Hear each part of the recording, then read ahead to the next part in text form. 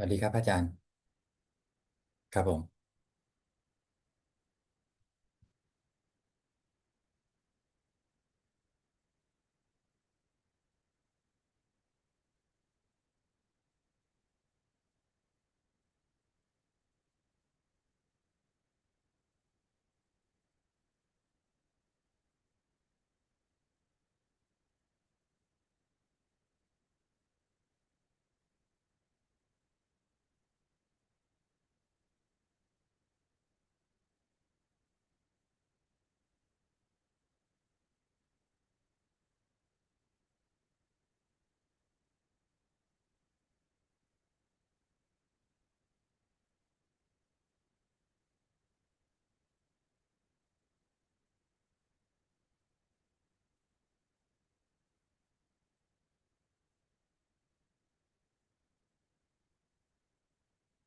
Hello and welcome to another Dhamma meeting where we will discuss the Buddhist practices of charity, morality, and meditation. Everyone is welcome to join. Hi B, are you still in Pattaya? Good evening, Prajan. Yes, I'm still in Pattaya. I'm going back to Bangkok tomorrow night. Okay. Let's go to our first participant, Jacob from Germany. Hi, Jake.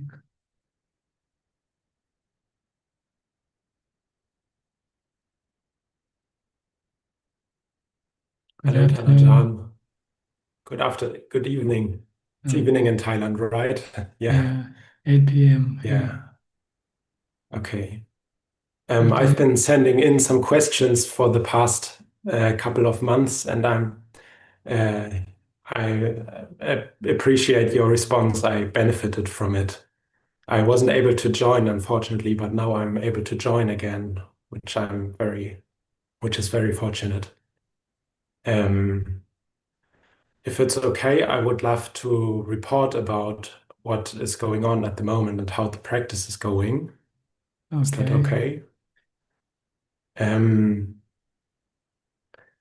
um, I've managed to move out from my parents' home and now I live alone, which is very conducive. And I'm now regularly keeping the 8 precepts with some exceptions, smaller exceptions. And I've increased meditation time from 2 to 3 times of 40 minutes a day to 1 hour sessions. On work days, I do 2 times 1 hour, and on non-work days, I usually do 3 times 1 hour. But I think I still lack mindfulness a bit, quite a bit. The meditation doesn't go very deep yet. And I've sent in some questions about mental health, and you said that you advised that the Buddha is a good guide for one's mental health and that one should follow the advice of the Buddha. And I asked whether I should uh, use the help of other professionals. And at the moment, I do seek out the advice of other professionals because I find it really helpful and really benefiting the situation. Um, yeah, even though you advise that one should just develop samadhi, and yeah, maybe yes, I wanted to attend anyway, and I'm speaking in a little confused manner. I hope it's understandable what I'm trying to say. I'm not sure, but Yes, maybe yes. you could comment on this. Yeah. No, it's okay to rely on other professional for your mental issues, but Okay. absolutely the Buddha will be your best professional. But Okay. his teaching might be a little bit difficult to follow. That's all. To get to samadhi Yeah. is not something easy. I think Yeah. it will be harder than climbing Mount Everest is to get to Okay. samadhi. Okay. Okay. Yes, this makes a lot of sense. I find it really helpful to seek out the professionals because I think they really know what they're doing and I benefit from it quite well. And it's just not realistic that I will attain samadhi very quickly, and this can ease off suffering quite quickly. So I maybe use this method first and at the same time try not to decline in my practice, but keep it this way or even improve. And then one day I will put all my efforts into samadhi development and I will be in a better situation, would be my plan at the moment. Yes, that's good. Long-term plan and Okay. short-term plan. Short-term rely on the professional to deal with your mental issues. Long-term is to Okay. try to develop jhana through mindfulness. Okay. Yes. Okay. I'm very happy about your answer. Thank you very much. Okay, you're welcome. Is that all? Um, yes, that's all. Thank you. Okay. If you have anything, you can ask later if you like. Okay, thank you. All right, I'll go to Josh. Hi, Josh. Where are you now? Hi, Ajaan. Staying with my folks until I go house sit with some friends, then back to Denmark. But right now I'm in Missouri, rural Missouri. So it's good to see you virtually again here. I I just got advice from my main teacher to relax and merge into the meditation object with faith. So I wanted to know if you had any advice, a kind of feedback to um, to expand on that, or how how the Ajahn relaxes and goes into the meditation object, or advises others to do so. So that's what I have today. Well, trying to relax is not something easy when you have to do something against your defilement. And your defilement doesn't want to be restrained. It wants Yeah. to roam free. But using mindfulness, you have to restrain your mind, your defilement, your cravings. So there's no way that you can relax under such a situation. It's like sparring on a boxing ring. You cannot relax. You have to be vigilant. You have to be mindful. Really, that's what you have to be mindful. And don't expect any relaxation until you finish you can stop your opponent, your defilement from resisting, from trying to be free. So So, so I think you have to accept a certain amount of what you call not relaxation, a certain amount of tension when you're in the boxing ring. You're fighting with your defilement. Your defilement wants to think about everything else, everything in this yeah, world. yeah. And your goal is to restrain it, to stop it from thinking. So there's no way you can relax. Yeah, and the Buddha offers these five techniques for restraining the mind too. And one of them is the most extreme one is crushing mind with mind, but there's other ones you're probably familiar, right? With the like it's wearing a dead animal or a carcass around you, you know. Um, and it's some of these other one, knocking out a peg with another peg. So he offers some of these techniques for how to do that with the mind, but it is right. You know, this it is a defilement to think that there's so many fascinating things to think about and to explore and discover. But with samatha practice, it's the opposite.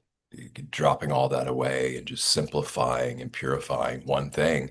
Easier said than done. You know, it's it could be multi-lifetime practice, and that the patience with that process I found has been helpful too. But the faith aspect, especially for Westerners, that's a really that's the one.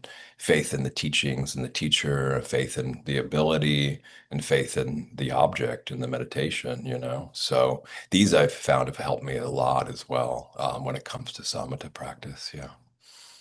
That's right. You have to be confident in your teacher's teaching and be confident in your ability to follow through. But you just have to be patient. This is not something you can get done overnight.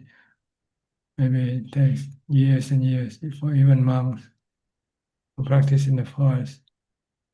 And AI can't do the work for me, right? So No, this has nothing to do with AI. I know it was kind of a bad joke that everybody, oh, AI can do all the work for you now, right? Yeah. No, it doesn't work like that here. Not mindfulness. Yeah, we have to do the work. We can't, Yeah. nobody else can do it for us. Yes. Okay, Ajaan, I appreciate the feedback. Thank you. So you have to be patient and work hard on your mindfulness. You have to be mindful all the time, from the time you get up to the time you go to sleep. This Never including when you're meditating. It's all about mindfulness. it totally is. It just varies in the intensity of mindfulness. If you're meditating, your mindfulness might be more intense, might more than when you're going about doing things normally. Yeah, we can never have enough mindfulness. That's right. That's right. That's the real thing, the real decision maker for the decisive factor that will depend whether you succeed or not in your meditation is your mindfulness. Absolutely, and balances the enlightenment factors too, and yeah, we're just kind of completely lost without it, just spinning. Or I mean, I am, but a lot of times, as soon as mindfulness is there, then it can contact the object, and then it's a more wholesome state, with the object. But the thing is, when the mind wanders off the object, then the mindfulness is what brings it back. So that strengthening of mindfulness, yeah, it's absolutely foundational, other than ethics and generosity, of course, yeah. It's like a tug of war between being mindful and not being mindful. You can be mindful for a few seconds and then you drift away and go thinking about this and that. And when you realize, then you have to pull it back. Have you heard this idea? I think these are teachers outside the Buddhist tradition that they say though that there's a saying: the more what you resist persist, and what you fight you make stronger. Have you heard this? Because in my experience, sometimes if I get too much of in a fight with it, then I can fall into this illusion of, oh, I'm losing or I'm winning. As the Buddha said, winning gives way to hostility, and losing, we lie down in pain. But you're not talking about a fight like that. You're just talking about more vigilance and heedfulness, right? Because Yes, sometimes what I fight, it actually gets stronger, and then it's more challenging. But that's not what you're talking about. You're talking about constantly being heedful and not being heedless, right? that's right. Mhm. That's right. Yeah, It's because just it is a struggle, but I'm sorry, go ahead. it's training of the mind. It's just a mind training. Right now, the mind is not disciplined. You want to train the mind to be more disciplined. Yeah, absolutely. And yeah, it's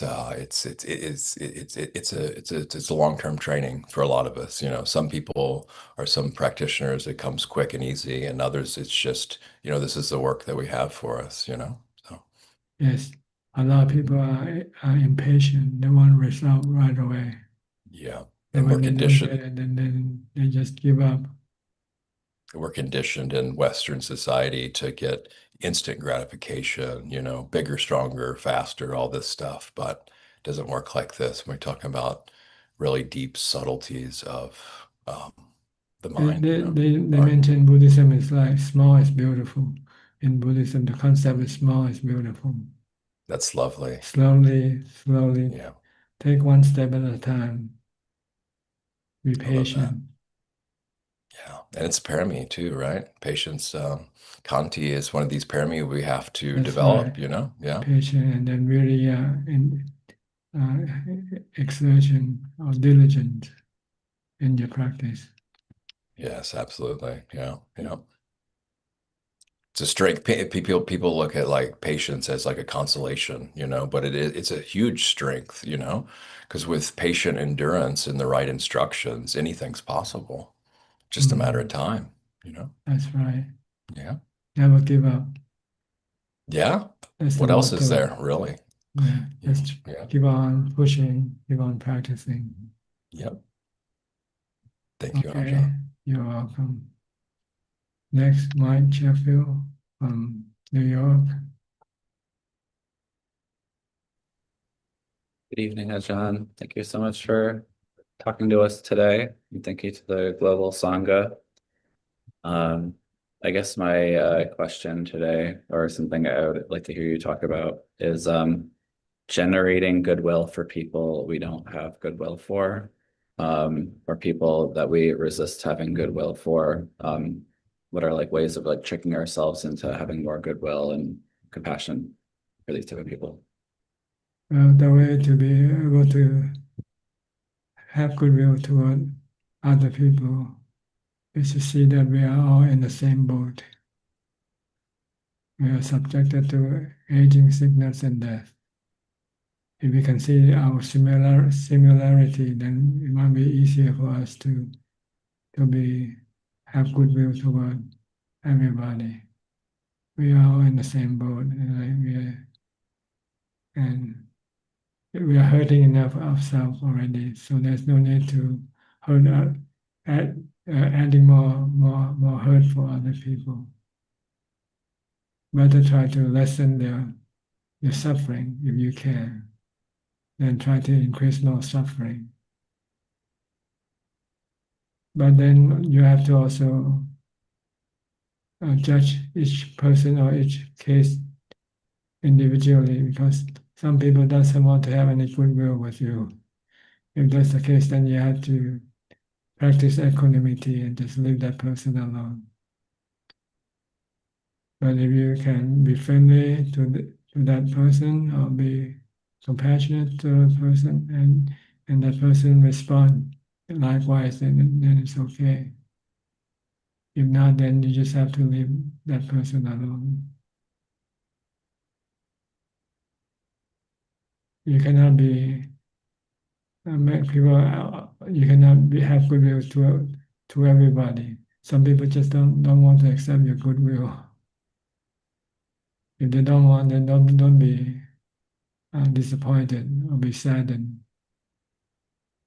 Just accept that some people are like this, some people are like that. Not everybody is the same. But we should never get angry or try to hurt anybody, regardless of whether they do whatever they do. Even to us, even if they hurt us, we should not hurt them back, for instance. We should forgive and consider it to be our karma, to be hurt by whoever is part of life. And we don't want to inflict any harm on other beings, because all beings have enough suffering of their own already. So there's no need to add more suffering for them. Okay, this is generally how you should apply your goodwill to everybody.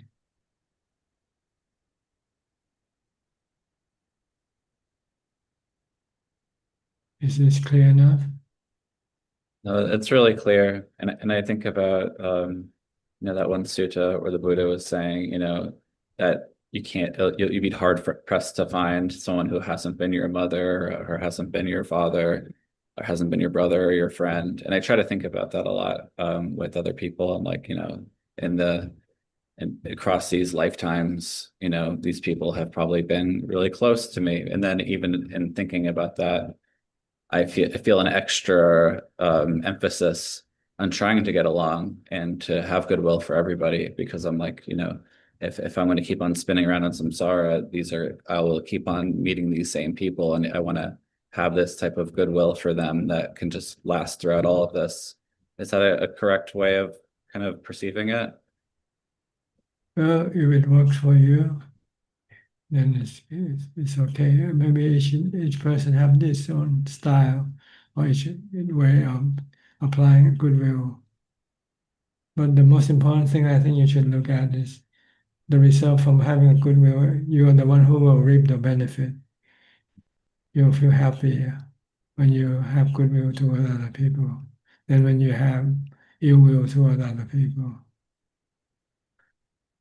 I see the Buddha mentioned 10 benefits from having goodwill, practicing goodwill, or metta, loving kindness. Yes, you will be happy uh, whether you're sleeping or when you're awake, always happy, you feel happy, and you won't have bad dreams. You'll be loved by human and non-human, and you'll be protected by the devas, and you will not die by poison or by weapons, because no one will harm you, because you don't make other people angry. And if you practice meditation, you'll find it easy for you to calm your mind down. And at the time of death, you won't lose your mind. You will be constantly aware, in control of your mind. And when you die, you go to a heavenly abode. These are the benefits of practicing goodwill. More or less, this is my translation of the Thai to the English.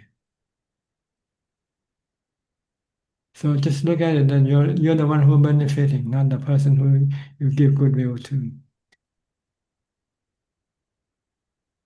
So in this case, then it will be easier for us to have goodwill for other people, because we are really reaping the benefit ourselves.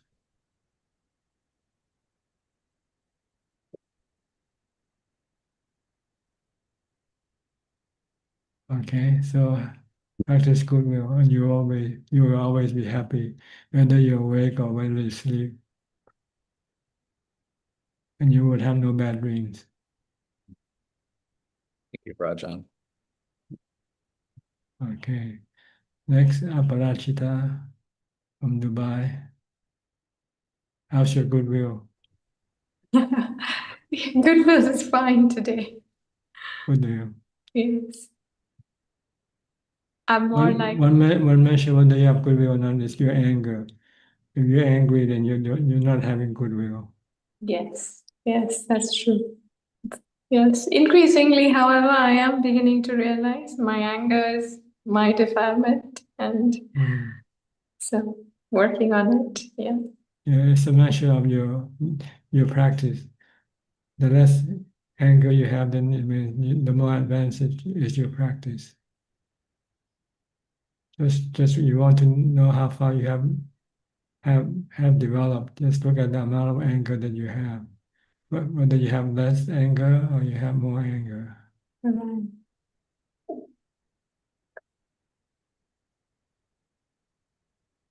Okay, I didn't give you a chance to speak yet. You have No. anything to say? No, but I love listening. It's all great advice. So yes.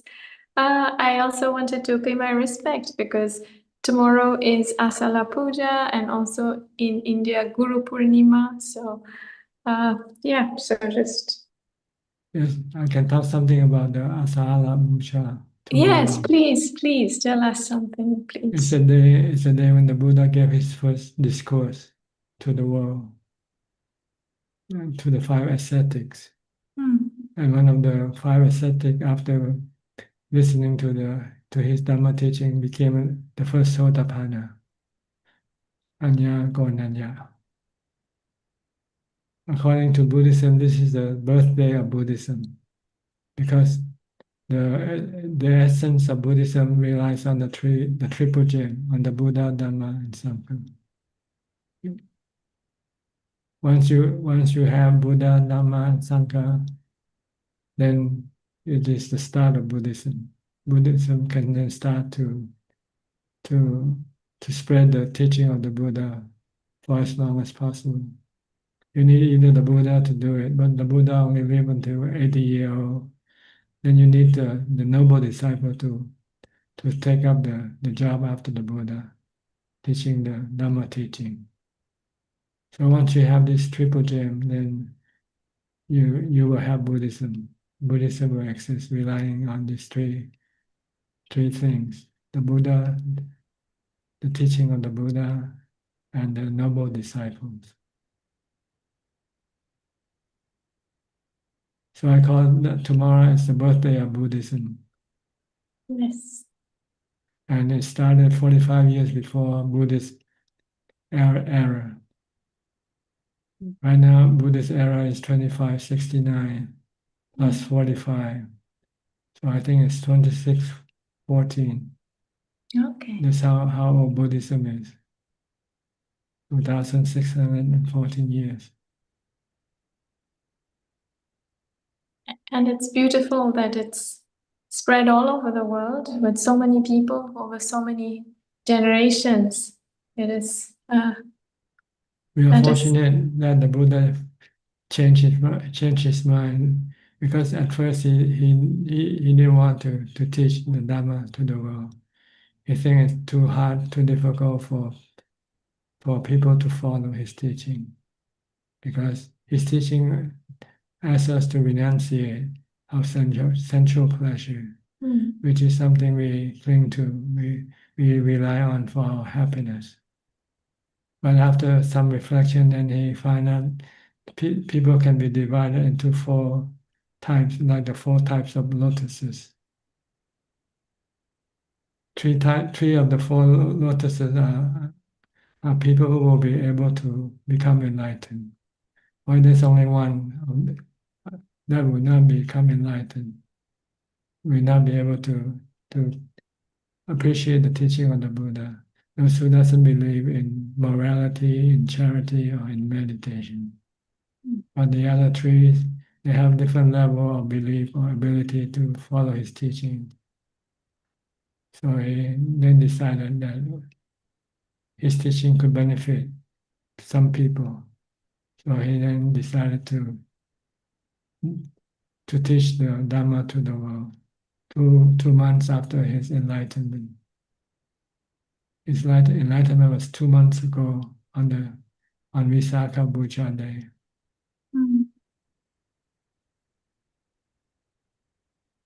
So we are fortunate that the Buddha changed his mind. Very, very. If he didn't change his mind, then he will become a silent Buddha. A silent Buddha is someone who's enlightened but not teach the Dhamma to other people. Then we would not know there was a Buddha in the first place. We would have to wait until the next Buddha, the Buddha who will teach the Dhamma teaching.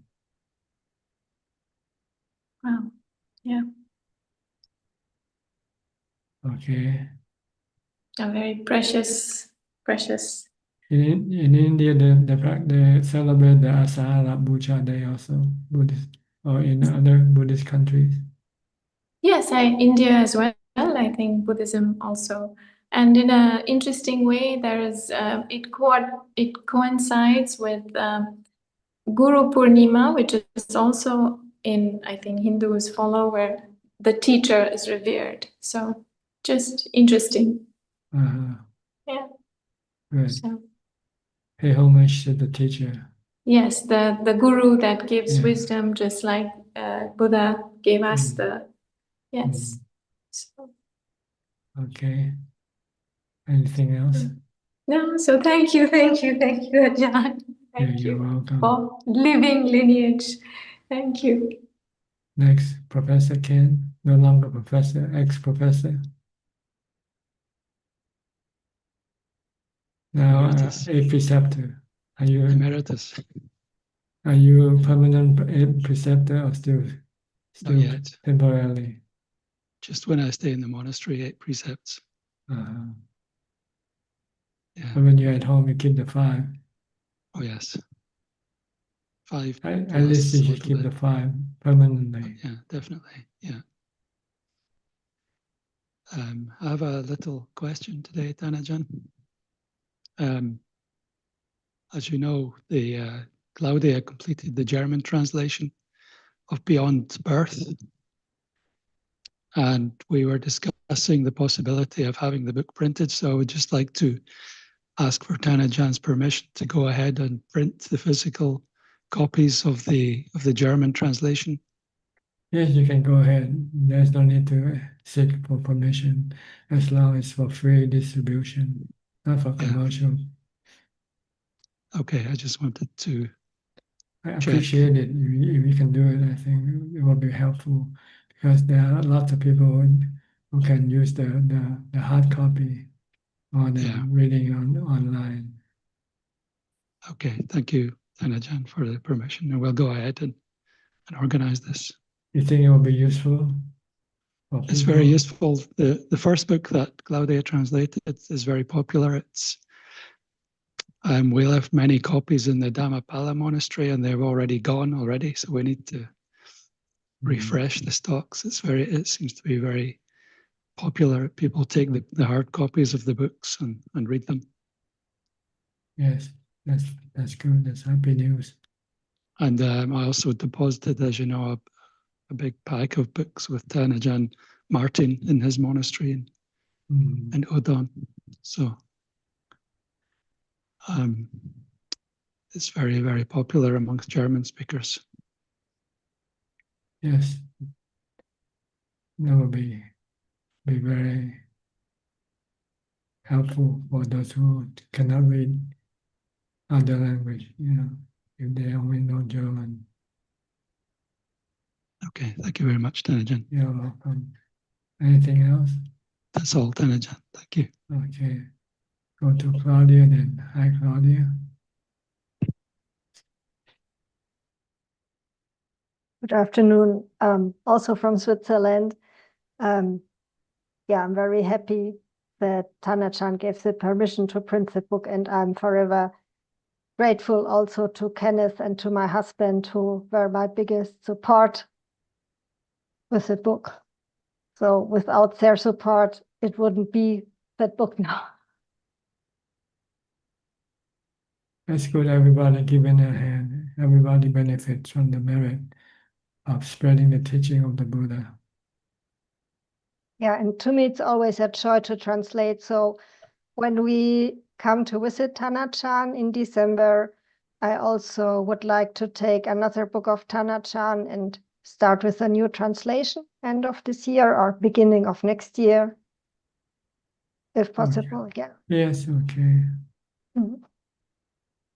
And I would like to ask Tana-chan if I may tell Jakob about some experiences, because he was asking for Buddhism and modern therapy, as far as I understood. So I made some good experiences, and I would like to tell Jakob about this.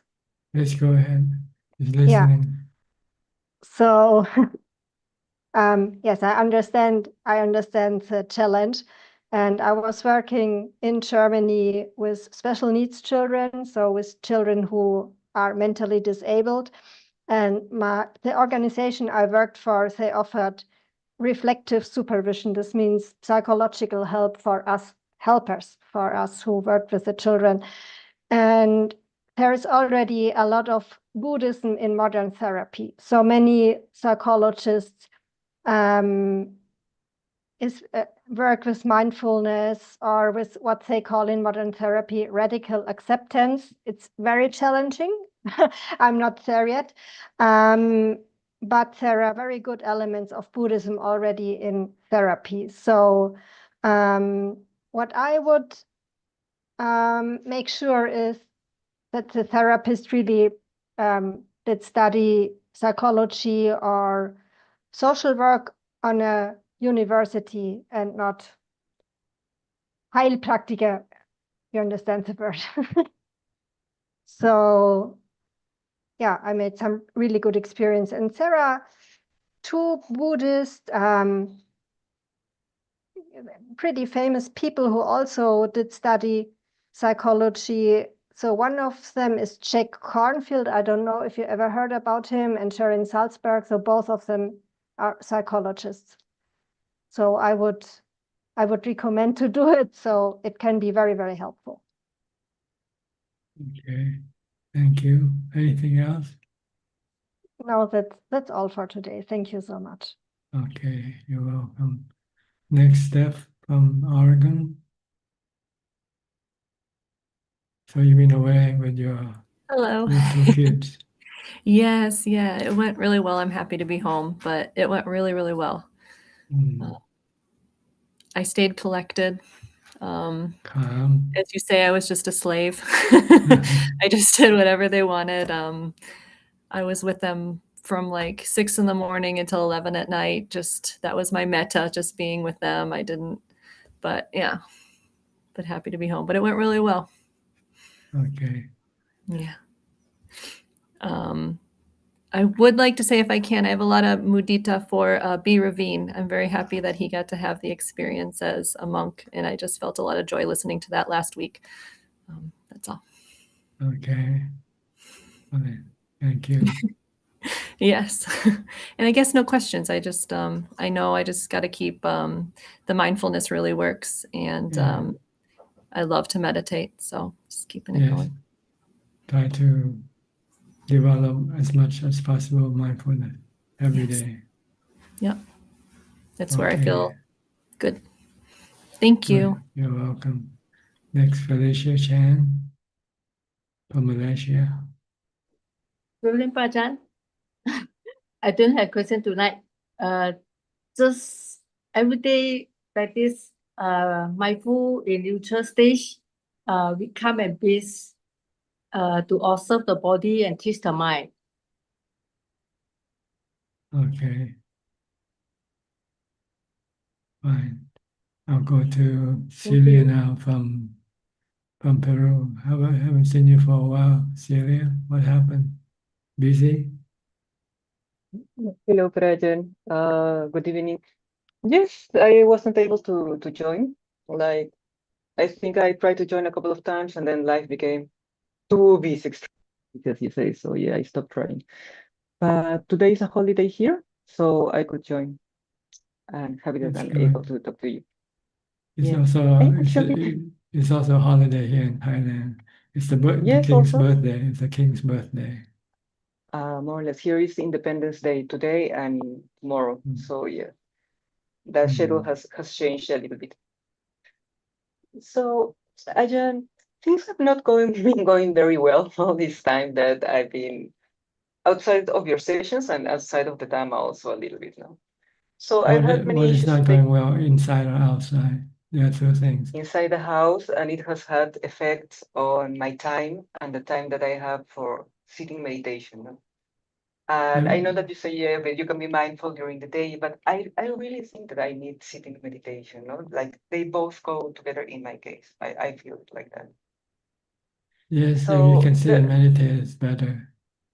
Yes, I know. And now I've been trying to do that, but there's an issue that keeps coming to my head, even during meditation, during the day, at night. So I wanted to ask you about this, in case you can give It means you're not mindful enough. I'm not mindful enough. I've lost it. So one way to help you bring back your mindfulness is to recite the mantra, Bhutto, Bhutto. I try Buddha Dhammo Sangha. Yeah. Like, and at Anicca, night, Dukkha, when I just wake Anatta. up. Do it when you feel like you're not being mindful, when you're attacked by other thoughts. Yeah, but it's really literally it feels like attack because even when I'm in meditation or at night, like I'm just sleeping and wake up at 3 a.m. with all these thoughts coming. Literally, it feels a little bit like Then you have to start reciting the mantra right away when you feel that you have unwelcome thoughts coming in. Yeah, I'm trying, but it's difficult.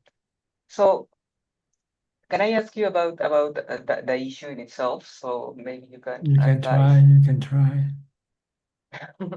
Okay, so there's a new caretaker that I've hired like a little bit more than 1 month ago.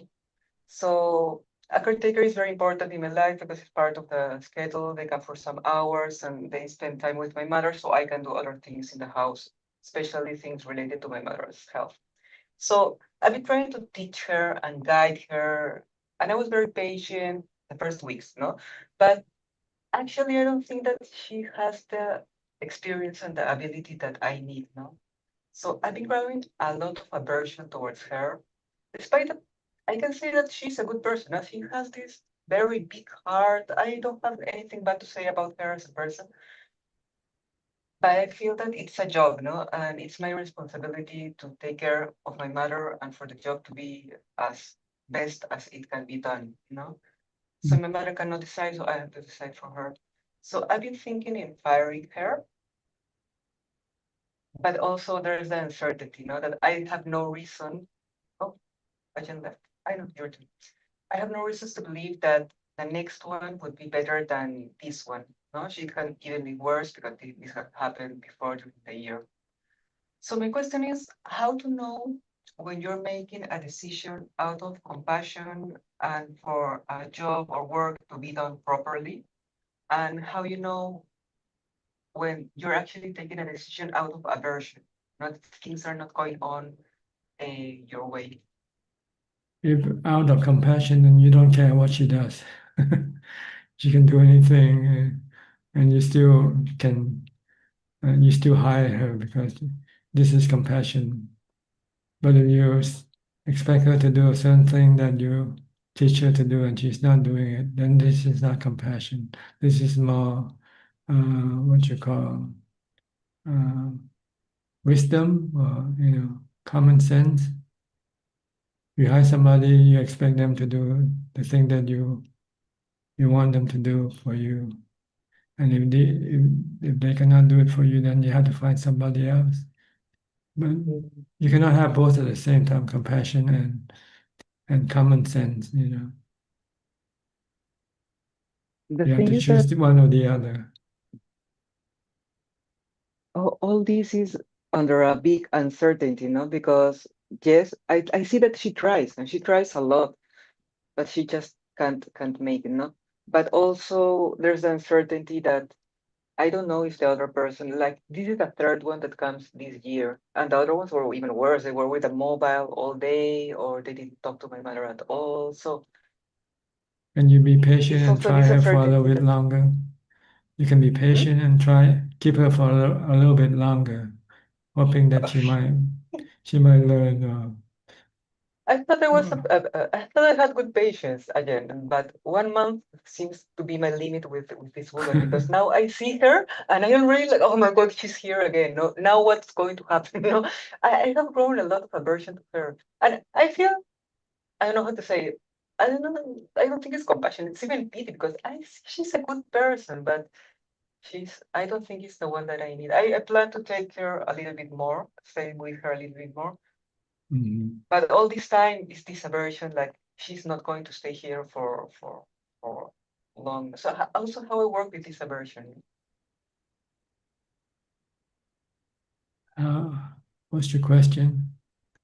So, well, the original question was how to make a good decision based on not on aversion, but on you tell me now it's not compassion, it's more common sense.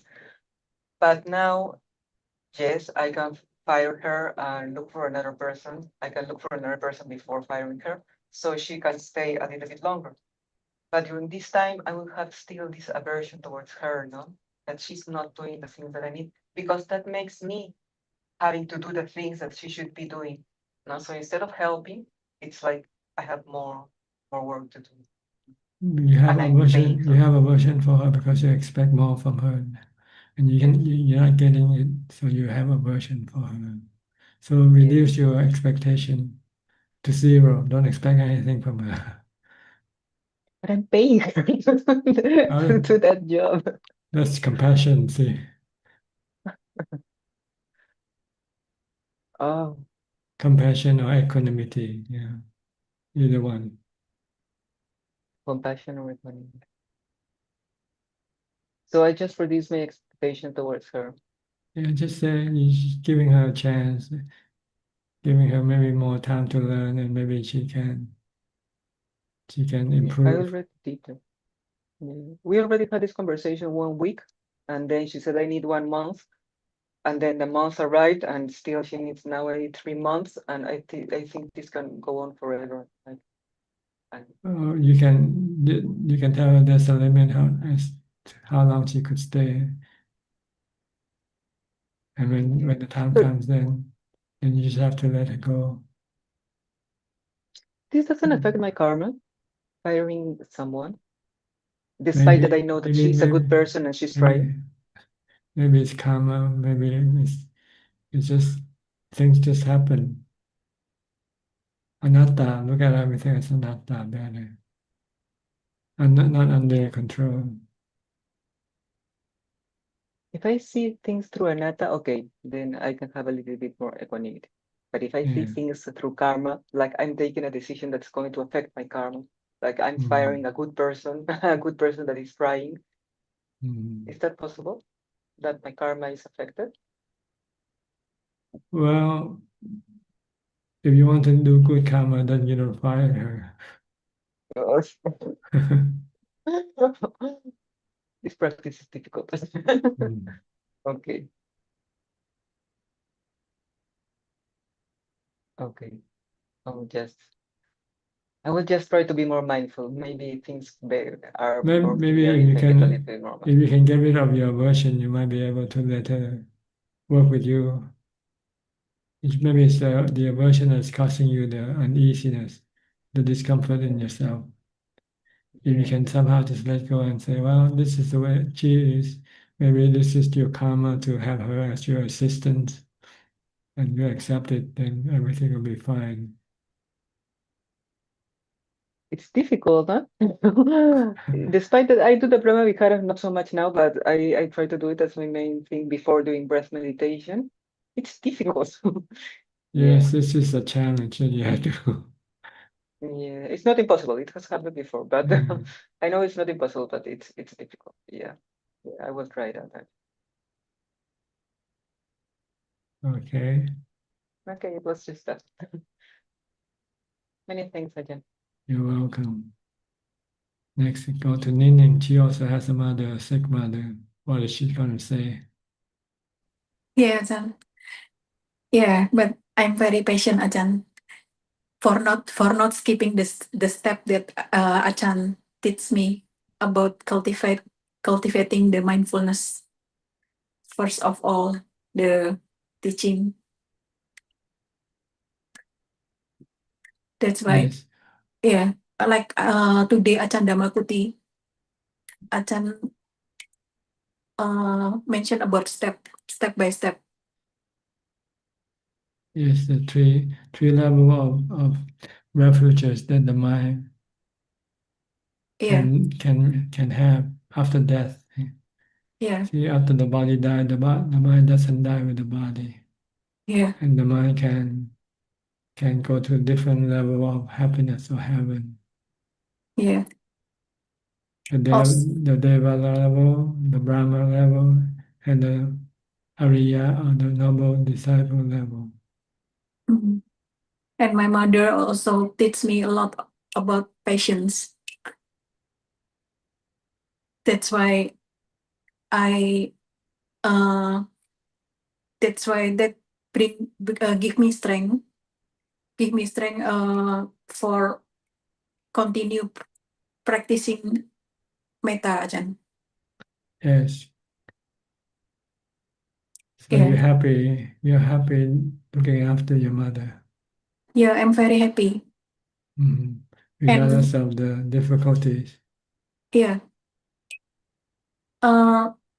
Sometimes I'm thinking, when I practice by myself, when I do dana, I do it for nekama, Ajahn, for renunciation. But when I encourage my mother to do dana, I actually, maybe my mother in the states level of want to gaining the happiness from the worldly happiness. So I encourage her to do dana. Mom, like Buddha said that stingy are not happy. So we have follow our teacher, our Buddha, then that we want to let go of our possession. Yes, That generosity. yeah, generosity. But because if I said that, Mom, this letting go practice will strengthen our samadhi or concentration. Maybe my mother will not understand, Ajahn. Mhm. That's my own practice.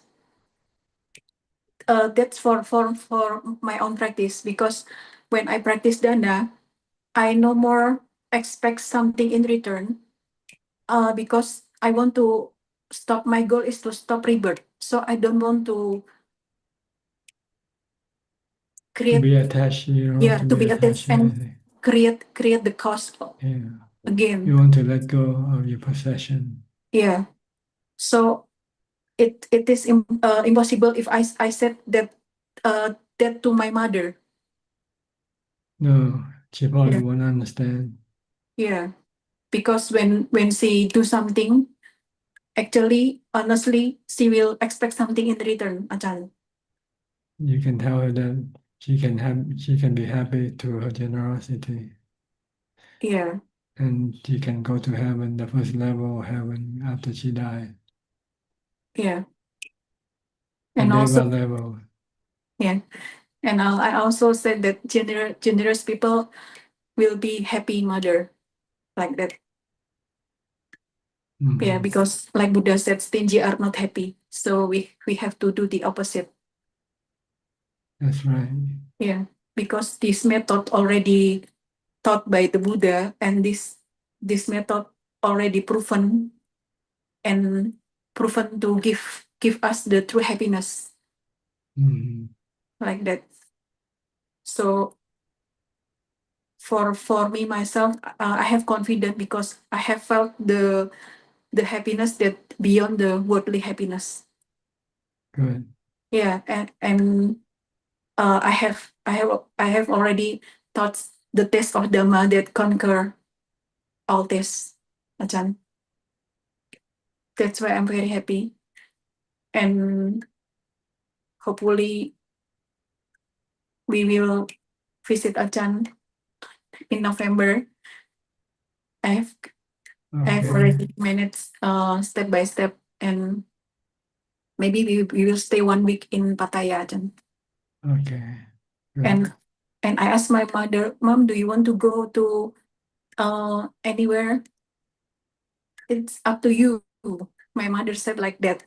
But how should I treat my mother, Ajahn? I mean, I I give the schedule of the main activity in the Watian, but I am afraid if I offer my mother to go to maybe some temple that famous in Pattaya, with Wood Temple, if I'm not wrong. Maybe if I offer give her option, maybe she will get in the sensual pleasure again. But if just go to Watian, I'm afraid she will get bored, Ajahn. Well, you have to let her decide where she want to go. You should consider you to be an honored guest. It doesn't Oh, matter. To make her happy. Your goal is to keep her happy. Don't worry too much about whether she will still have to be uh, involved with sensual pleasures or not. Because maybe her mind at this level, you cannot force her to be like you. You can give up sensual pleasure, but maybe she cannot yet give up. So if she wants to have some sensual pleasure, then that's okay. Your job is to keep her happy, to make her happy. That's why when my friends ask me to come with them to Watian, I'm afraid that she will ask me to go to so many places that I don't want to go. Go shopping, go to. Yeah. Well, Because if this is what makes her happy, then your goal is to keep her happy, right? yeah. Your goal is not try to push her to go to Nibbana. But she want to go to Nibbana. Unless you want to, then you can assist her. Yeah, But that's the if- difficult. The difficult side is that my mother wants to go to Nibbana, but her capability and her practice is not at that stage yet. So go to the first level of heaven, go to Deva realm first. Yeah. By generosity, practicing generosity, Yes. giving. Yeah, I teach her like that. Okay, Ajahn. Okay. Yeah. Thank you, Ajahn. Next, we'll go to the UK with Rohini. Hi, Rohini. Are you coming along, being by yourself? Good evening, Ajahn. I'm okay. I just keep practicing. During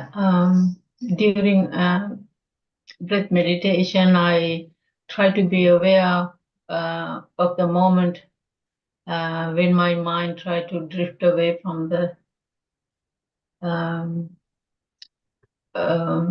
breathing.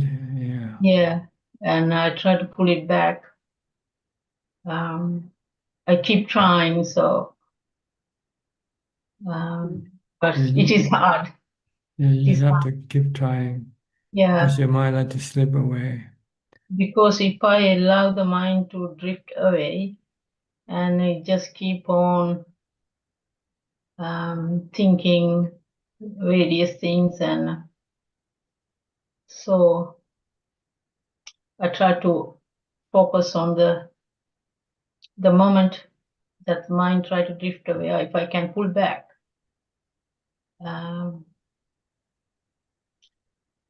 and continue with my breath meditation, I think that maybe that's the way. Is that correct? Am I? Well, when you're meditating, then you can use your breath. When Yeah. when you're not meditating, when you're moving around, you should just watch your body.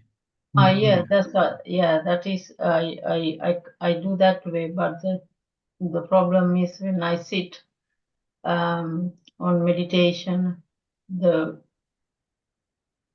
moment mind try to drift away from the breath meditation. So if I can be aware. Or you can try the mantra. Yeah. Switch from watching the breath to reciting Bhutto, Bhutto, Bhutto. Okay, that's so. Yeah. Maybe you can switch back and forth. When you're tired of reciting Bhutto, then you come back and watch your breath. Yeah, yes, I tried various technique. I'm okay. I Or keep you can yeah. go through the 32 parts of the body. This is also a good technique. You learn to learn the truth about your body, and your body It's have this. adjustment, during one sitting, that means one sitting like in 1 hour breath meditation, or during that meditation, during that 1 hour, if mind try to drift away, just chant 32 parts or Yes, a mantra. mantra. Okay. Sometimes it will keep your mind focused, more focused when you have to recite or remember something. Watching the breath sometimes might not be strong enough for your mind, for having a mindfulness. So maybe you can use the 32 part, hair of the head, hair of the body, nail, teeth, skin, and so forth. Just keep reciting forward and backward. Okay, Ajahn. Keep your mind occupied, absorbed in this part. You get mindfulness and you also get wisdom. You start to see the body in a different light. Instead of seeing just the outside, you start to look inside the body also. Okay. I know this is something that I have to do by myself, and thank you, Ajahn. Yeah, thank you. Okay, you're welcome. Next, Alvin from Malaysia. Namaskar, Ajahn. Thanks for teaching. I don't have any question, but I just whatever the quote that you gave us just now just hit me. On they already have enough suffering, don't add any more suffering on the good will. Tanajan, I'll remember the quote. I think it really opens up. Yeah, I mean, I realized something. Thanks a lot. Good, good. You're welcome. Next, Kate Genso from Penang. Good evening, Tanajan. Pay respect. No questions, Tanajan. Do you celebrate Asala Puja in Malaysia also? Tomorrow? No? Not really, yeah. Okay, not. Only Visakha Puja Day. Okay. Maybe it's more just in Thailand. It's more on lunar days, yeah. Okay. I'll go to the next participant. I can't pronounce your name, NG, okay? Your last name is NG.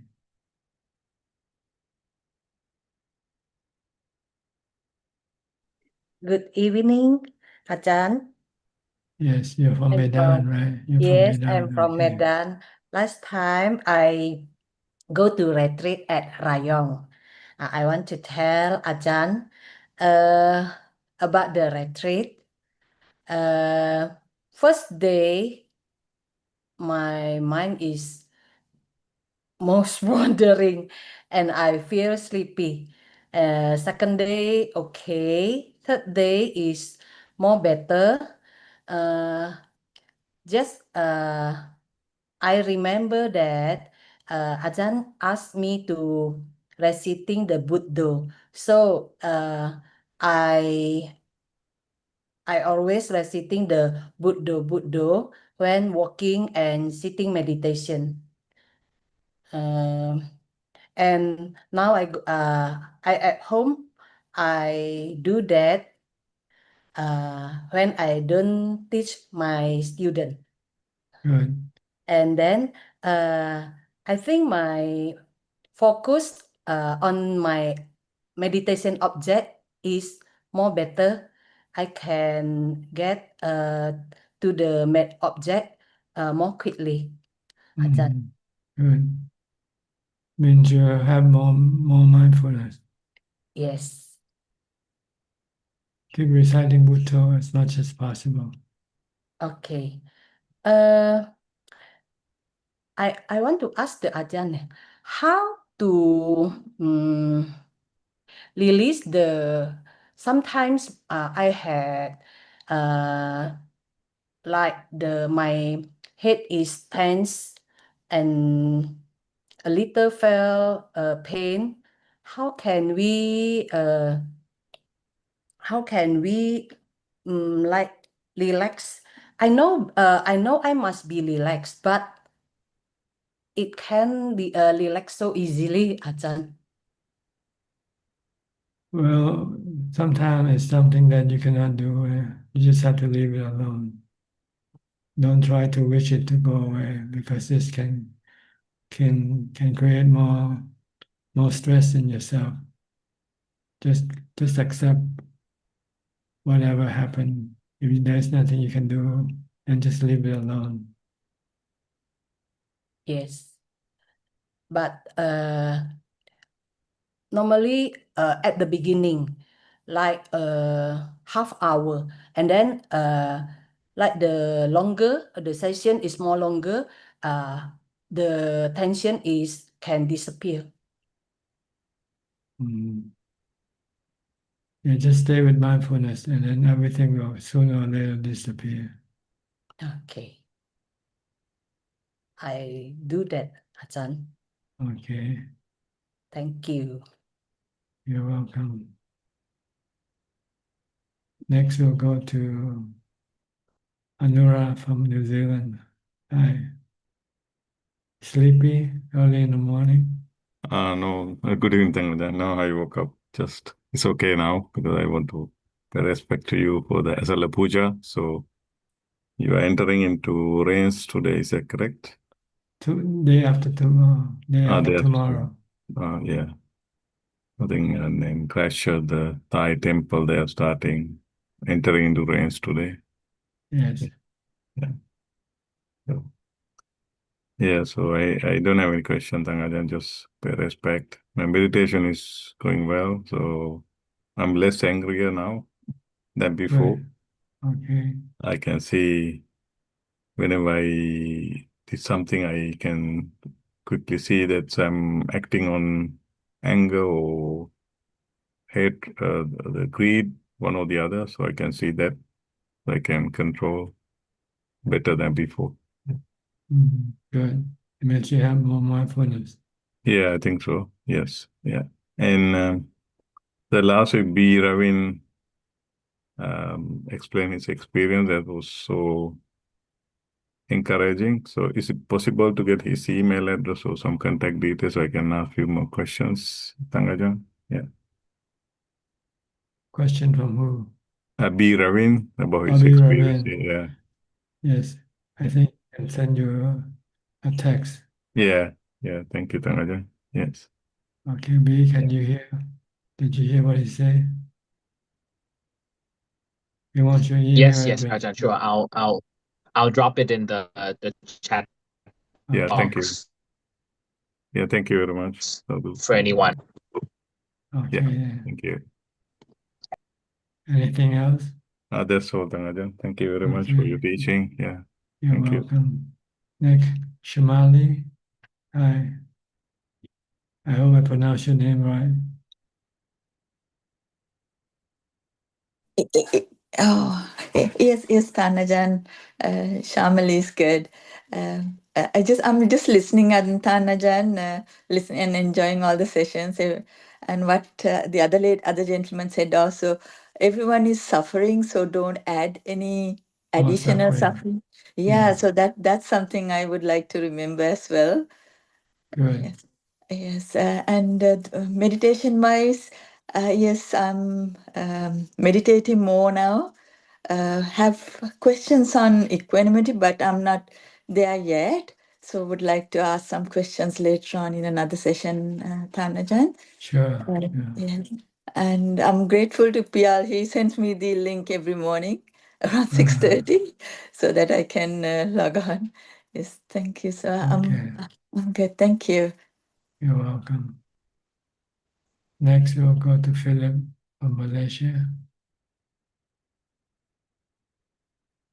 Hi, Philip. Good evening, Ajahn.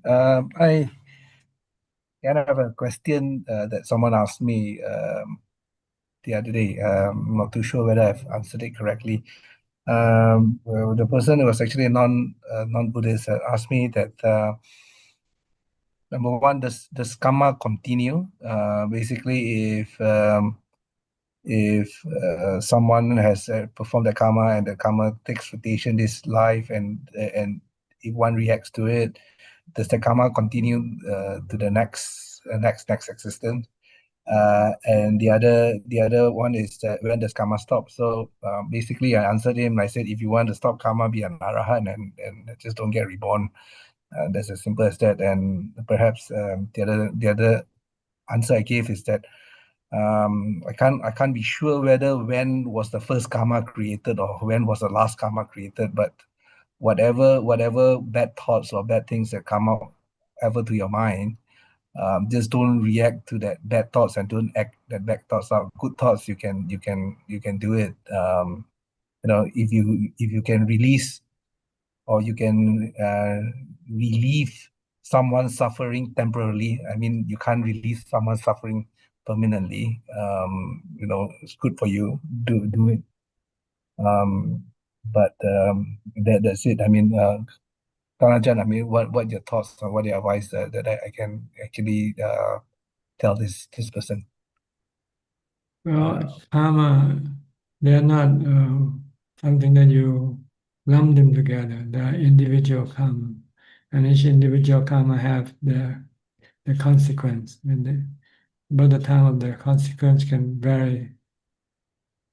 Maybe some of the karma you did can happen. Can the consequence of your karma can happen in this lifetime, and some of the karma that you did in this lifetime might not happen in this lifetime. Maybe it will come back in your future lifetime. So they have, once the consequence appear, then that karma is gone. But if they haven't yet shown the consequence, then that karma still linger, waiting for the right time to appear. So this is basically what karma is. Good or bad karma is the same. So if one attains nibbana and passes on to paranibbana, and if the karma cannot catch up, Well, there's no, so once it's there's just, no birth, there's no karma. See, yes. you need to have a body to receive the consequence of your karma, good or bad. And Okay, understand. also heaven or hell is also the consequence of your good karma. Also. So there are different aspects of karma, the consequence of karma.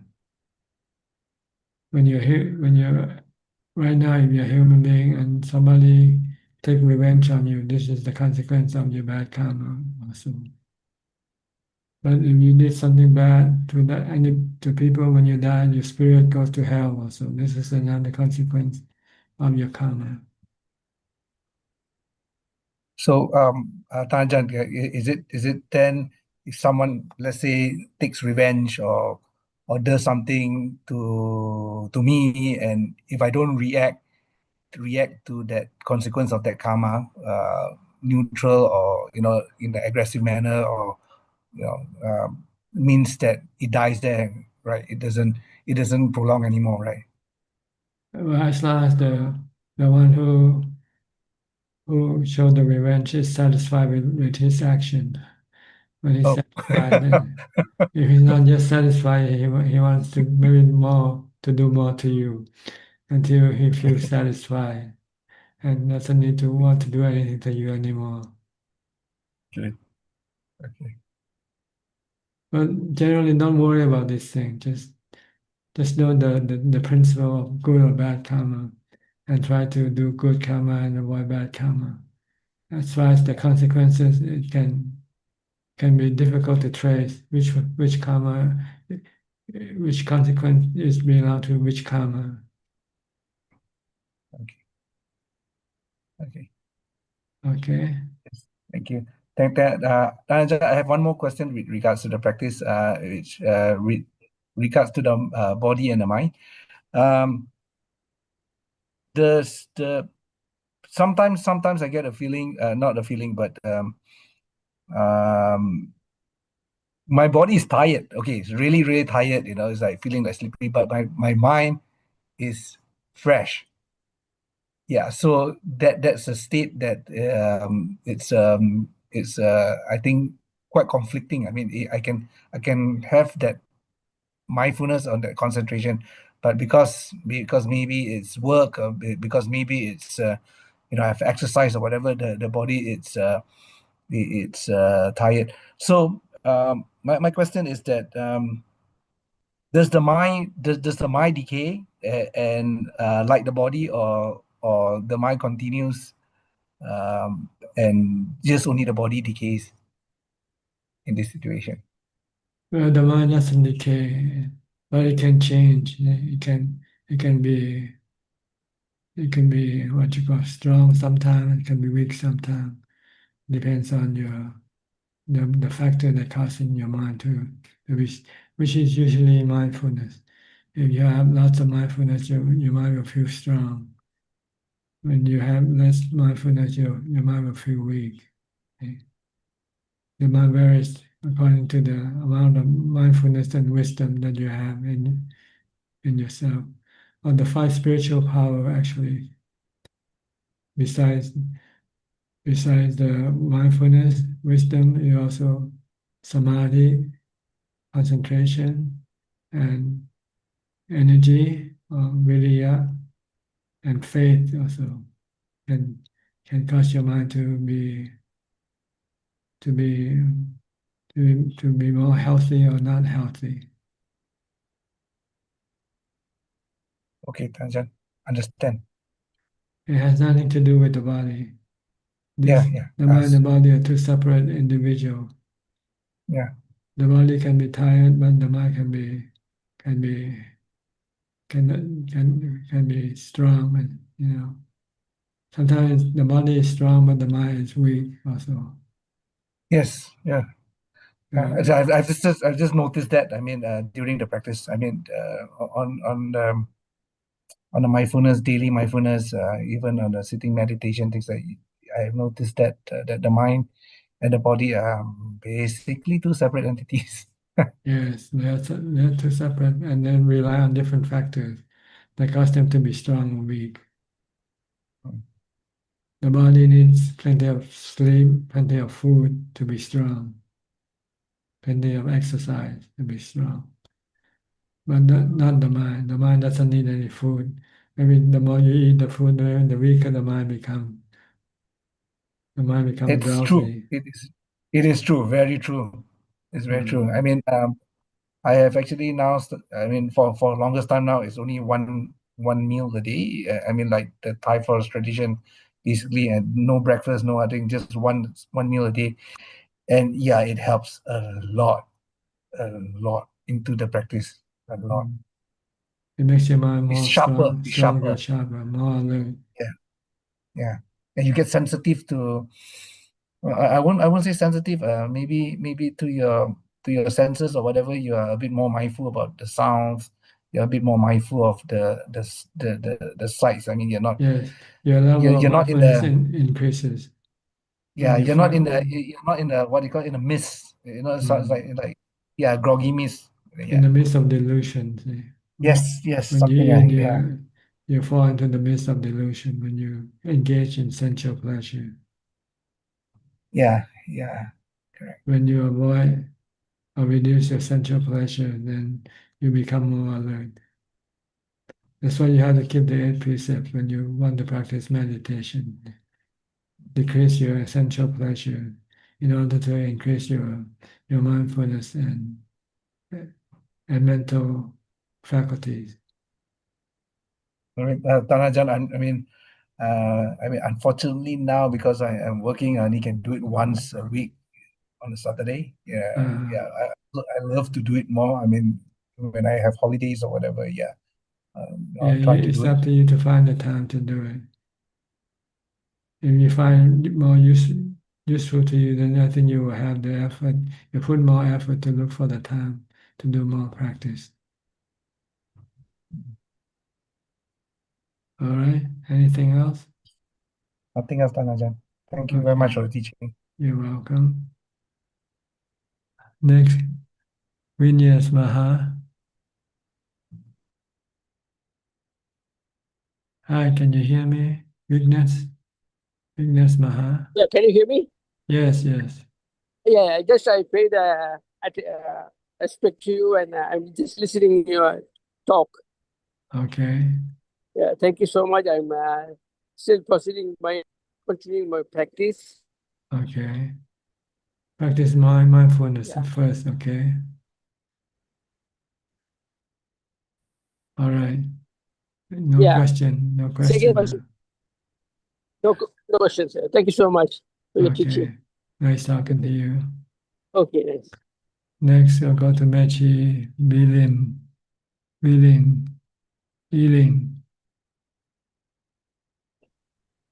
Good evening, Tan Ajahn. Yes, you have any question tonight? Yeah, Tan Ajahn, if I practice according to your teaching, I do Budo, more mindfulness, and then maybe stronger discipline. The violent nature of my mind previously, after some time, become less, but then I can feel it's trying to get me off from doing this, and I experience fear and then also doubt in this practice, like keeps make me think whether I'm doing it correctly or not. Can I ask you a question? Because the temple I'm staying in, the method they teach is different from what Tan Ajahn tell me. So I'm thinking, how come it can be so different? Well, it depends on the teacher, whether he has studied correctly or not, learn the Dhamma teaching correctly or not. So it can be different from teacher to teacher. Okay, if I use Tan Ajahn method is to practice mindfulness, and then a lot of mindfulness, Buddha, Buddha, Buddha, and then to focus on the mantra, and then um to after that when I'm free, I sit in meditation, and then if my mind doesn't think much, then I just do walking meditation. I leave it like that. Sometimes if it's possible, I'll also do wisdom practice. Like I'll see is anatta, whatever that goes against the cravings. I mean, mainly it's the cravings. So I'll watch the mind talking as anatta. I can't control it because it mostly is scolding me, me scolding myself. So I do that. But if from what I this is more like, how to say, it actually improved because at first my mind is like a very violent pet, and then actually it gets violent because I use this method. It doesn't get violent if I'm very relaxed and I play with my phone and I'm not disciplined, then it's okay. Actually, it's not violent. Then and then it's more like I put a leash on it, and then I force it to have discipline, and then uh not to think. So it's more like I put a leash on it, and then my mind become very violent, and I suffer a lot. But the method that my temple teach is more like to stay with the knowing and allow whatever arise to pass away, and that's all. So it's more like just no need to leash the pet, that just let it free and you just watch it. So when I practice Ajahn method, I think because the violin doesn't work, then this doubt keep coming in, and I can stop it by using Buddha, Buddha, Buddha. I just tell myself I have to stop figuring it out, because the more I want to figure it out, the more it become worse. So I try to stop it, but after a few days, this doubt come back again. I was thinking, how come it's so different? Like one is to discipline it, and another one is to just let it free and watch it. It's a different level of practice. At the beginning level, you have to discipline your mind. Once you can discipline your mind, then you go to the higher level of letting go of everything and just keep your mind calm. Okay. So right now, you have to discipline your mind first to keep your mind calm first. Once you have a calm mind, then you can let go of everything, leave everything alone. Okay, so I'll just continue doing this until it accepts the discipline, is it? Because Yeah, you need this discipline of mindfulness to make your mind still, to make your mind happy. Once you're happy, then you can let go of everything that you used to become attached to. okay. Actually, I have happiness when I'm happiness is okay, but once this happiness drop, and if I'm busy, my mindfulness drop, then it starts to fight back very strong. You have to keep But on maintaining your mindfulness to maintain your happiness, your mental happiness. okay. And one more thing is it creates fear because last time before I came to this temple, I was in Burma, in Park Ao. So is the method is same like Pa Ajahn. They emphasize on strong discipline and then um and also I mean a lot of concentration, even though they don't emphasize a lot of daily mindfulness, but a lot of concentration and sati on the object on the meditation object whole day long. So when I do this, my mind fight back very fiercely, and it's quite tormenting because my mind tend to have a virtual effect, um, like VR like that. So when now I try to use back the same method I used last time, which is to restrain it, I keep having the fear like I might experience the pain or the nightmare I have in Burma because it's quite a tough time. Like I know it's a memory. I suspect it's trying to get me off this practice or something. It's just creating Just all this. don't worry about this thing. Just keep, if you're mindful and you stop thinking, then all this worry will disappear. So it's all about worry about nothing. You know, try to practice mindfulness and forget about worrying about anything else. Once you have mindfulness, you can Okay. stop everything from appearing. Okay. If you're not mindful, then I your mind create all sorts of worry and then fear and anxiety for you. So use mindfulness to yeah. stop them. When you worry, just recite Bhutto, Bhutto. Okay.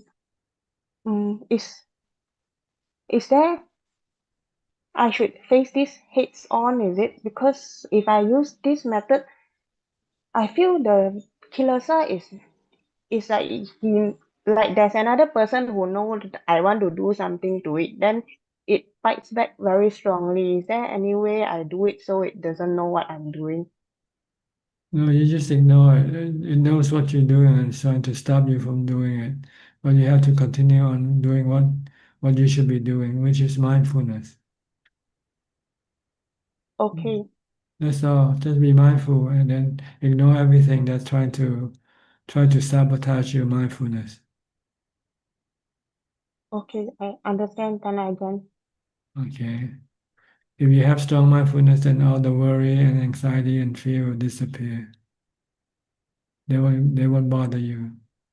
And you will be ready to take on anything that can come to you, whether good or bad, once your mind is calm and have equanimity. That's the goal, is to reach equanimity, to reach calm by mindfulness. Once you get there, then nothing can hurt you, nothing can make you feel bad. Okay? Okay, I understand, Tanajan. Nothing else. I think, yeah, this is the major things. Other, I think, I can't think of anything. Okay. Try to do mindfulness. Don't allow anything to come up. Just stay with Bhutto, Bhutto, Bhutto. Okay. Actually, I don't know why but it's okay, I just ignore it. Yeah, I'll do it. Thanks. Siren. You just keep Siren. creating all sort of thoughts to fool you, to cause you problems. See? So ignore them. They're just thought. They're not real.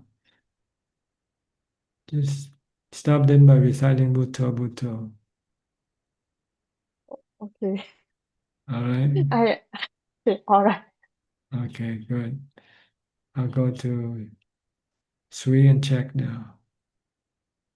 Always on the right side of the screen, huh? On the same side of the screen. Any reason why you don't switch the side? I don't know. I don't know. Once in a while, maybe we have to switch. No, I'm just joking, really. Habit. Habit, huh? Maybe just like getting into the car, it gets into the driver's seat and you're Oh, on the passenger seat. yeah. I never thought of it Yeah. this way. Uh, the, the Buddha asked us to do good, avoid do bad, and purify our mind. So he said, do good, avoid do like do good means have a good thought and action, right? Yes, But like helping other people, making people happy. but like good thought alone is not The enough thought thing. isn't yet complete. You need to have action to follow your thought. I can be think good. I want to give you $10,000, but I never give you the $10,000. Then there's no result yet from my good thought. So there's Good, no good. good karma, right? Like if you just Not yet. Karma is not complete yet. Karma oh, has to start with the thought and then the action. Once the yeah. action is complete, then the result of good karma will appear. You will feel really good giving $10,000 away. Yeah, last week we discussed about like I think loving kindness, like there's a lot of misconception that practicing loving kindness is like thinking that May all we well-being, yeah, be well and yeah, happy. but No, it's not really, if we don't have the action, it's not it's the not action that counts. It's not the thought. counts, yeah. But lots of people today like to send thought but don't know action. Wish you Yeah. well, sending greeting cards and all these things. But never send the action, which is the money or the benefit. I like this example. Yeah, last week you said this. If I think about just giving you $10,000, but I didn't do it, there's no. You don't feel I really like this example. It's- But a lot of people they thought that sharing mindful goodwill or metta means chanting the words, the phrases, which is not Yeah, the which is not. The real sharing metta is to do by the action, sharing what you have, giving what you have to other people. Or be yeah. nice, be kind to other people. So it doesn't like I think some teachers said that you can radiate, but we cannot, right? Because We we radiate by action, not radiate by thinking. yeah. You can radiate by thinking, but nobody knows that you're radiating this. So there's no energy that is radiating, like there's no such thing as the my energy like radiating, right? No, It's no, really the much. action. Yeah. Yeah. Mm. Yeah, that clears a lot of misconception. Yeah, and it makes a lot of sense, especially the example. If I just think of giving you that money, but I didn't give you, but so it's really Empty not thought, it's just empty thought. thought. Yeah. Doesn't produce any real benefit to yourself. It's just But giving it's away the better than money. bad thought, right? Like it's better than having bad thought, I guess. Like it's It's still the same method also. If there's no bad action followed, then that's not yet it's not nothing. Oh, complete yet. oh, You can think about going stealing some money from the bank, but you haven't done it yet, yeah. And there's no consequence to your mind. Oh, But if you want to plan and try to steal the money from the bank, and you yeah. actually do it, then you Oh, start to feel feel worried once you have committed the crime, right? You worry about getting caught. You worry about getting punished for what you do. yeah. So it has to follow with action. But action cannot go on by itself. It needs to start telling it what to do. Oh, You have to think first. You have to plan first, right? Once you have yeah. the planning, then you go into the action phase. execute what you plan, what you want to do. Oh. You can be sitting here all day and thinking about radiating my loving kindness to people everywhere, but it doesn't produce anything for you. Yeah. And there's no good karma out of it. Yeah, no happiness rising in the mind from merely thinking. Thinking has to be followed by thought, good or bad. And the result, the karma will appear in your mind. Good karma, good action gives you happiness. Bad action, bad karma give you suffering.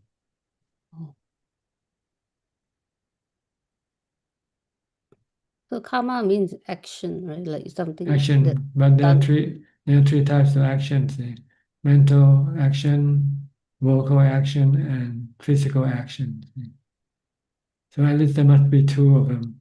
You have to have mental action and followed by either vocal action or physical action. Oh, vocal. Oh. Like you Vocal is counted. like you want to tell lies. Yeah. You want to cheat by telling lies, for instance. Once you have done that, then you start to feel bad inside yourself. I should have lied. I should.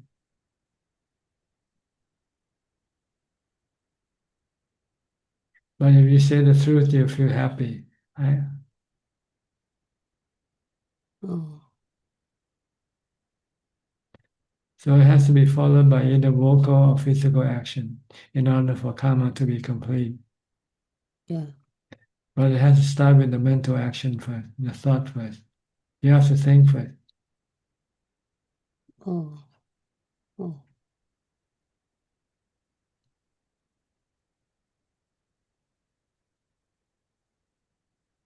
You can think, I'll be nice to my husband. Tomorrow I'll buy him some gift, for instance. Then you have to do the action. You have to go buy the gift that you think and give it to him. Once you give the gift to him, then you feel good. You see his reaction. Oh, he's happy. Then you feel happy. Okay. But if you just merely think, I want to give him some gift, but you never do anything. There's no consequence in your mind. Consequence. Oh. But sometimes you give something, people not happy. It's okay too, right? Well, you have to be smart. Oh. You have to think first. What will make this person happy? And give the thing that will make the person happy. Oh. You don't want to give something that will make a person angry, do you? No. Okay. But it's So you have to know what makes him angry unintentional. and what doesn't make him angry. Oh. Sometimes it's unintentional. Like the person is already a angry person in the first place. Sometimes. Well, Just you have have to be to smart. you have to plan your action first before you do it. See? So Yeah. that when you do, then you know that you get the result that you expect. Oh. You have to be wise too, eh? Oh. That's right. Before you give something to people, you have to think first, what is this thing? What does this person need, right? Or want? Oh. Yeah. That make this person happy. Oh. Like when you buy a gift for your husband on his birthday, you have to know what he wants, right? Yeah. Yeah. Okay. Either might buy him You makeup. don't want to buy him something he doesn't want. If I buy him like a makeup, then he'll be not happy. Angry, maybe he'll get angry. Buy him some lipsticks, you know. I'll use it as well. Oh, okay. That's another good example. Okay, so have to be wise when we even if When it's you a do good something for intention. other people, you have to know what makes Oh. them happy, because your goal is you want to make them happy, right? Oh, yes. Oh, Okay. So you yeah. have to find out what makes that person happy, and then give that person that thing that makes him happy. Oh, oh, Sometimes he doesn't need money; he just want a smile from you, for instance. yeah. Okay, then give him a smile. But if I give money, I think he'll be happy too. Okay, then give the money to you both. Okay. But if I didn't, if it's not wise, the giving, there's no bad karma too, right? It's like What do you mean no bad karma? no like if unintentionally give something, but being not that wise, that people don't like, and is that's not a bad karma, right? That's not just If there's no intention, then it's not karma. not It can be accident. yeah. Yeah, like maybe not being wise, give a wrong thing to somebody. But you still have intention, then it's still Oh, karma. okay. So really have to be wise and Yes, be in order to produce good karma, you have to be wise. oh oh Mm. that makes a lot of sense. Mm. So even though if we treat somebody to a restaurant and that person not happy, That's so right. You take a vegetarian person to a meat Oh restaurant. oh The person oh is not happy because he doesn't eat meat, right? yeah So you have to know what makes him happy and what makes him not happy also. oh So you don't do the opposite. oh Even your intention is right, you want to yeah make that person happy, but your action is not. Doesn't oh make that person happy. oh and the result doesn't produce good. oh Good. He's not happy. So when he's not happy, you also don't feel happy, right? Oh, When he's so angry, then you mm, feel bad also. so it doesn't mean that we are doing good karma. I see. oh yeah, Oh, that's very helpful. so Tajan, if some people like have good thoughts, but then they use their words like to encourage people, is that a good karma then? Like because you're saying thought and vocal action, right? Yes, it's beneficial for that person. When he's down, you can somehow talk him up and make him feel good. Like when you listen to Dhamma talk, sometimes you feel energized. Mm.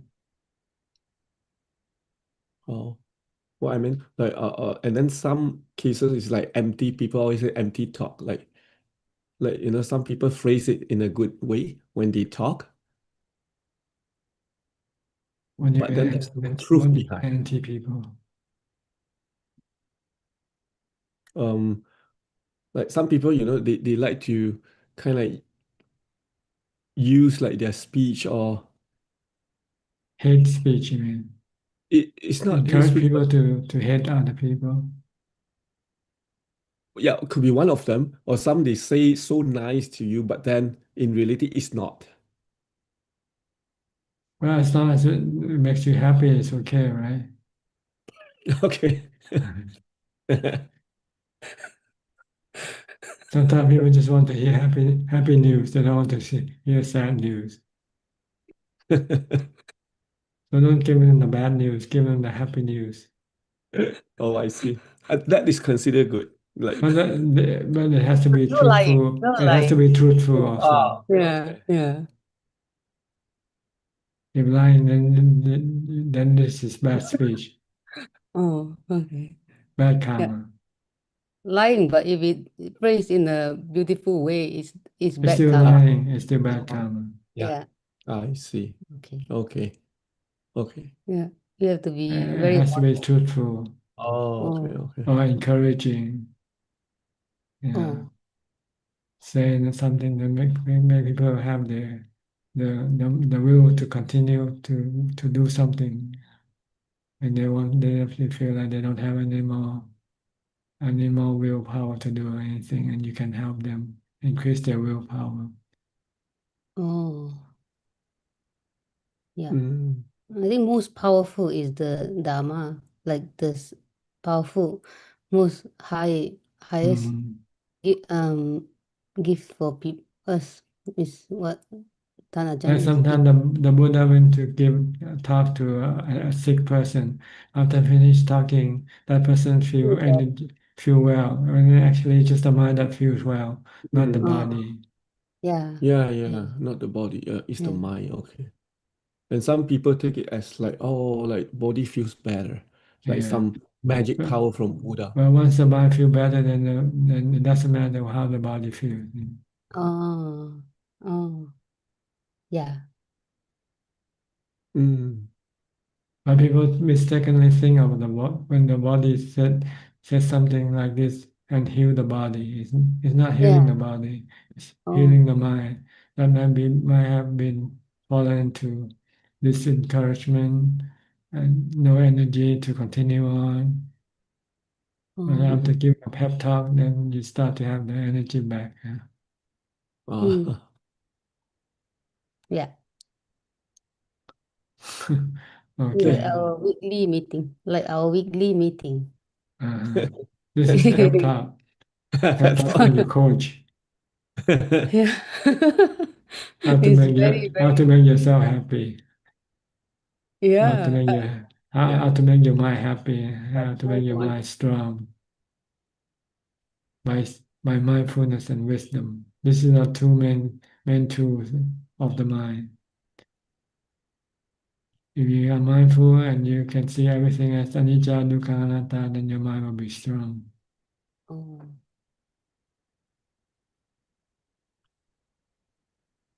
strong mind is a happy mind. A strong Yeah, mind. strong mind, happy mind, calm mind, peaceful mind with Mm. equanimity. Oh, Mm. Enlightened mind. This is the enlightened mind. I see. Enlightened mind. So we don't have to worry about our body sick, like old age and everything. It will be fine. If the Well, mind, because the body is not the mind is not the body. oh, Once the mind learn the truth, then it stop worrying about the body. yeah, Right now, the mind is being deceived by delusion, yeah, thinking that the body is the mind. yeah. When the mind worries about the body, even when in fact the body doesn't even worry about itself. The Oh, body doesn't bother worry about whether they're sick or well, because the body doesn't know whether it is sick or it is well. oh, yeah, The body is like a tree. Does the tree bother worry about whether it's getting old, getting sick or not? yeah, no. It's the owner of the tree that worries, right? Oh, this tree yeah. is getting sick and this tree is getting old. Oh, Same way with the body. oh, Oh. When the oh, body gets sick, it's the mind that gets sick, it's not the body. The body doesn't know that it gets sick. No? oh. The body doesn't worry about the body. It's the mind that worry about the body. Hmm. Hmm. Because Yeah. the body has no ability to know. See? It doesn't know itself. It doesn't have this function of knowing. It's only the mind that has this function of knowing. Mm. But it lacks wisdom. Instead of having wisdom, it has delusion.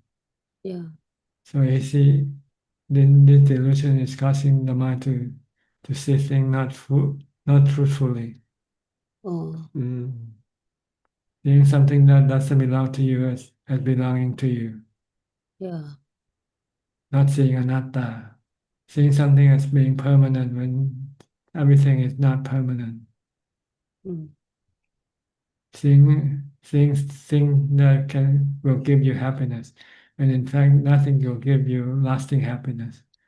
They give you temporary happiness. And when they disappear, what replaces happiness is suffering, sadness. Hmm. Mm. Yeah, I really like the tree one, the tree analogy. The tree doesn't know anything, right? Yeah. I Same way never. with the body. The body doesn't know anything either. Oh, I thought I The, owned a tree. the I body thought is I. like the body is like your smartphone. It is smart, but it doesn't know itself. It's smart. Oh. Doesn't know It can do many things. Yeah, Right? that's Like the true. body can do many things. The body can see, can hear, can but it Yeah. doesn't know that it is seeing or hearing. It is the Oh, mind that knows what the body is seeing and hearing. yeah. Mm. Oh, And with delusion, then the mind starts to think that it is the body, it becomes the body. oh, So when the body gets sick, it's the mind that worries, not the body. When it yeah. should be the body that worries, but the body doesn't worry because it doesn't Oh, doesn't know. yeah. know anything. It has no Yeah. function, knowing function. Oh, It's the mind that have the knowing function. yeah. So you have to teach your mind to know truthfully, knowing that everything is in the mind. The body is not the mind. Your husband is not doesn't belong to you, not your husband. Your son, your daughter is not your son or your daughter. Mm. Mm. They are just phenomenon Mm.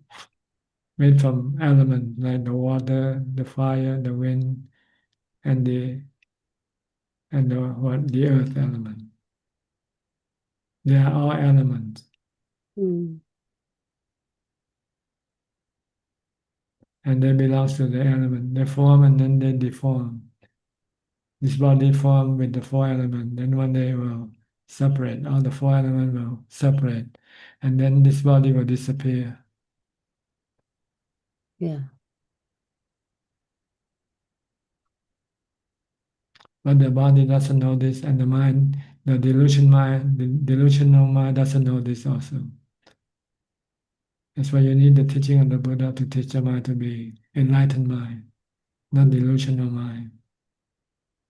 By seeing everything as anicca, dukkha, anatta, by seeing the body as anicca, dukkha, anatta, Mm. Mm. feeling as anicca, dukkha, anatta, the emotion are also anicca, dukkha, anatta.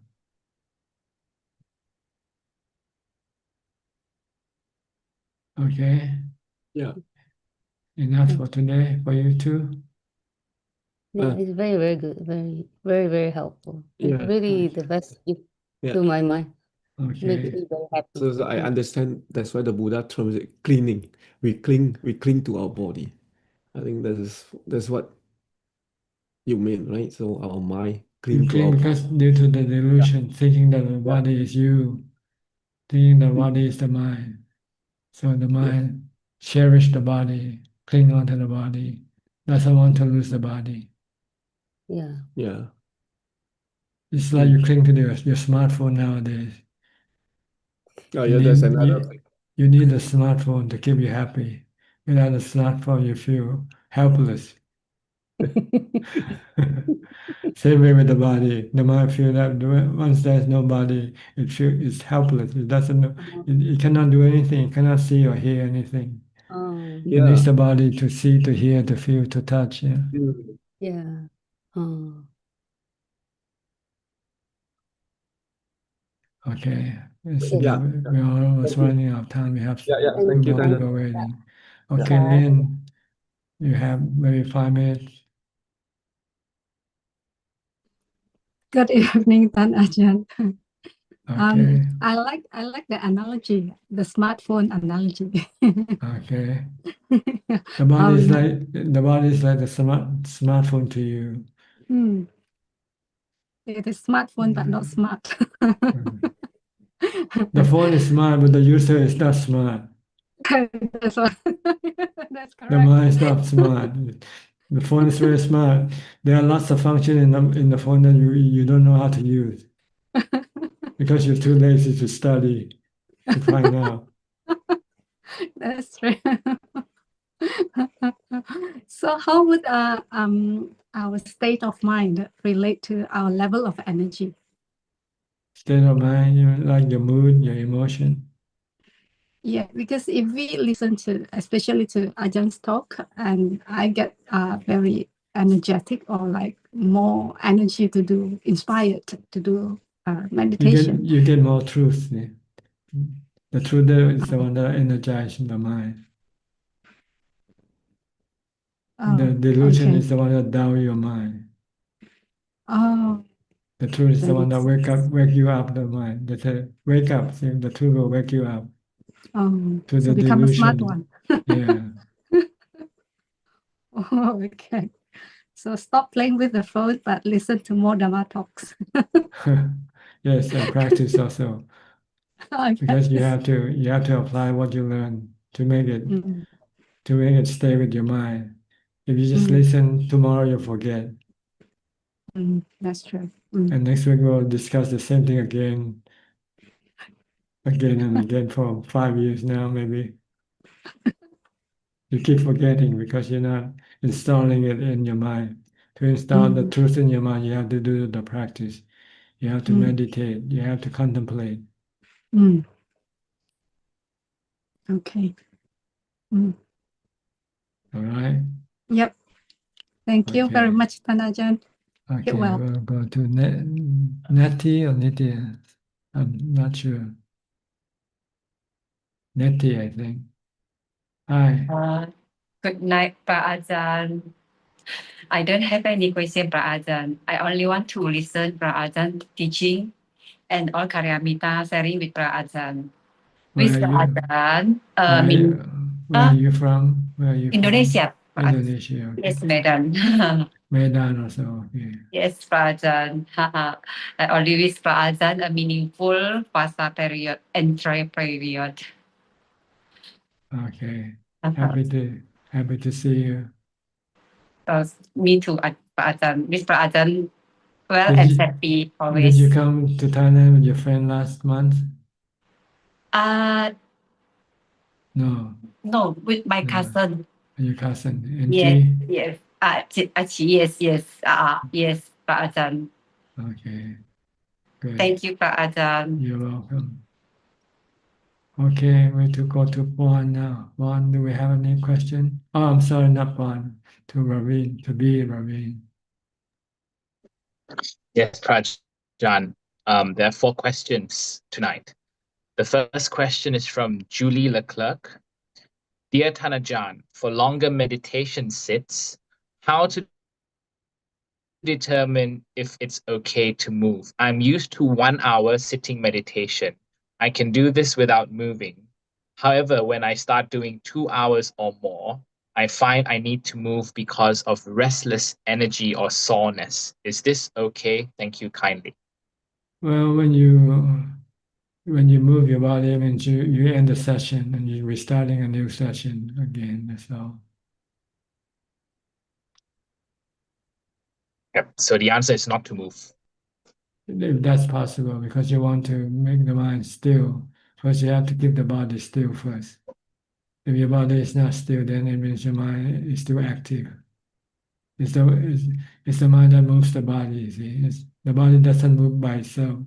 It needs the instruction from the mind to move the body. So if you keep moving the body, then you're keeping the mind in action. You want to still the mind to become calm. So you don't want to move the body or anything. You just want to concentrate on your meditation object only. Understood, Prajan. The second question is from Praveen. I have a question, Bante. What happens when the knowing mind ceases? The knowing mind doesn't cease. No, the knowing mind is not created or destroyed. It's always there. Right. Question number 3 from Metta Vandana. Dear Prajan, please clarify this. I know that Buddha shared his enlightenment experience, but the rule was made that monastics can't share their enlightenment experience.